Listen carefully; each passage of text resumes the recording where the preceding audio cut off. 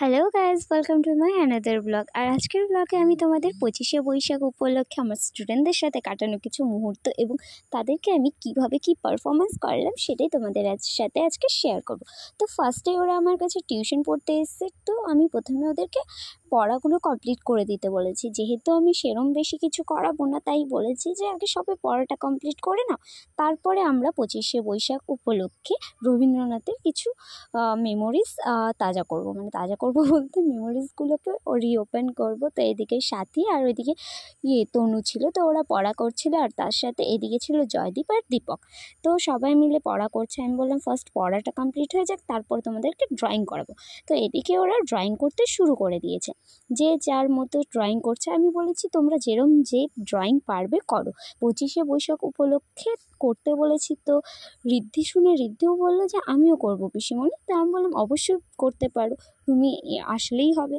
তো ওরা সবাই মিলে এসে তারপর পড়া কমপ্লিট হওয়ার পরেই ওরা ড্রয়িং করতে শুরু করলো। আর এখানে একটা ইন্টারেস্টিং ঘটনা হলো, এরা কেউই কালার আনেনি, সবাই কালার আনতে ভুলে গেছে। তো আমি বললাম ঠিক আছে, তোমরা যখন কালার আনোইনি তো কালার ছাড়াই সবাই ব্ল্যাক অ্যান্ড হোয়াইট পিকচার্স দাও, আমার কোনো অসুবিধা নেই। সেই মতন ওরা পিকচার ড্র করে নিল। চলো চলো চলো, সবাই ড্রয়িং কমপ্লিট। আমার হয়ে গেছে,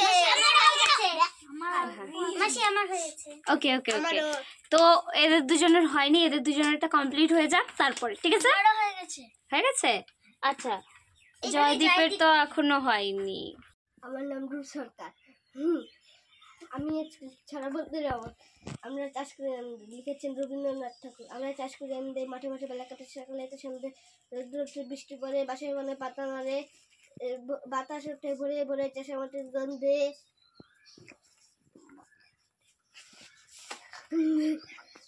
এটা কি হলো?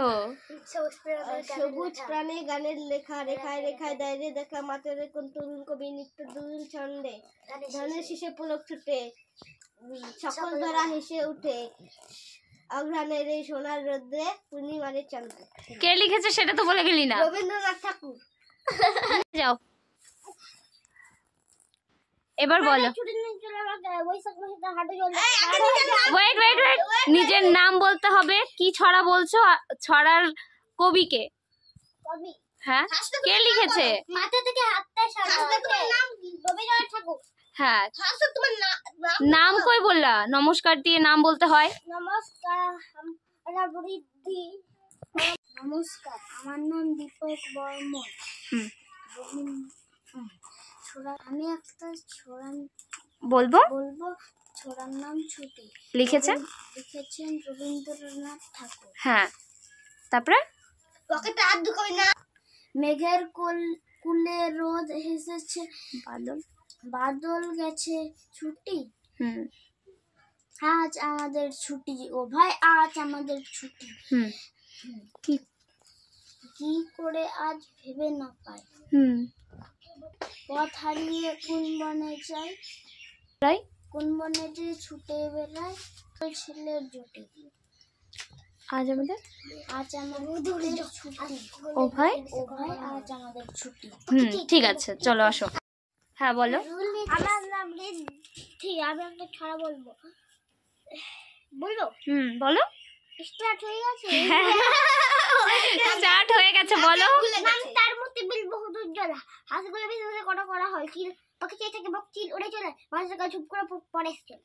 বাহ, ভেরি গুড। নমস্কার, আমার নাম সাথী মণ্ডল। আজ ধানের খেতে রবীন্দ্রনাথ ঠাকুর লিখেছেন রবীন্দ্রনাথ ঠাকুর। আজ ধানের খেতে রোদ্রু ছায় লুকোচুরি খেলা রে ভাই, লুকোচুরি খেলা, লীল আকাশে কে ভাসলে সাদা মেঘের বেলা রে ভাই, লুকোচুরি খেলা। আজ ভ্রমর বলে মধু খেতে ওরে বেলায় আলো মেতে, আজ কিসের তরে নদীর চরে দেখা যাচ্ছে। আচ্ছা, ভেরি গুড। সবাইকে কবিতা বলার সময় সবাইকে দেখছি নার্ভাস হয়ে যাচ্ছে, আর এও ঠিক সেটাই হয়েছে, নার্ভাস হয়ে কিছুই বলতে পারছিল না। প্রথমে ঋদ্ধি এবং তনুও একটু নার্ভাস হয়ে যাচ্ছিলো, যার জন্য হালকা হালকা ওদেরকেও একটু সাপোর্ট দিতে হচ্ছিল, তারপরে একটু বেটার বলতে পারছিল। হ্যাঁ, তারপর বনে থেকে বাঘ,